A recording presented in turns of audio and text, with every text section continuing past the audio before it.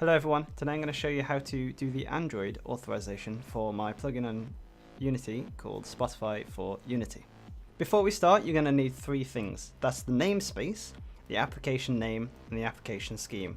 Now these can be centered around your application name. As you can see, mine is com.JoshLmao.Spotify4Unity, and the application name being Spotify4Unity, and the scheme just being exactly the same as the application name but with scheme on the end.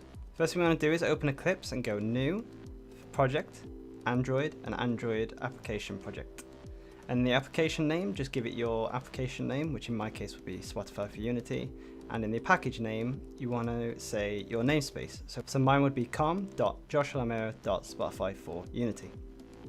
Once that's done, go ahead and click Next.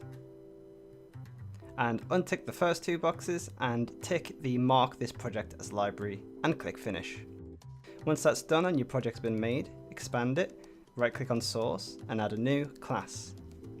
In the package name, give it the same namespace as we gave before. Mine is com.JoshLmao.Spotify4Unity, and in the name, give it the application name.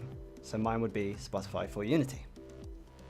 Then what we're going to do is we're going to head over to the repository and we're going to open the example class.java file, and we're going to copy the whole of this and paste it into that class. Now paste it below and delete the package line, and also copy the class name and paste it over the one that in our example, and then delete the rest.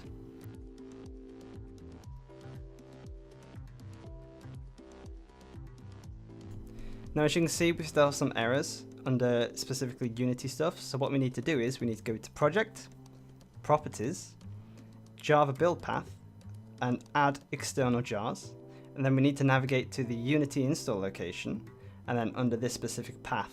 Now mine was downloaded in Unity Hub, which they're all under a certain place. So mine is under the version 2018.20F, Editor, Data, Playback Engines, Android Player, Variations, IL2CP, Releases, Classes, and then classes.jar. Click Open, and then click Apply and Close. Once that's done, all your red errors should be gone within your class, and you should be able to build it using the clean function. And then once that's done, we're going to navigate to the build folder. To do that, go on Show in System Explorer, and that'll open up your repo. Then you want to go back to the project root and then click on bin, and you will find your .jar file right there.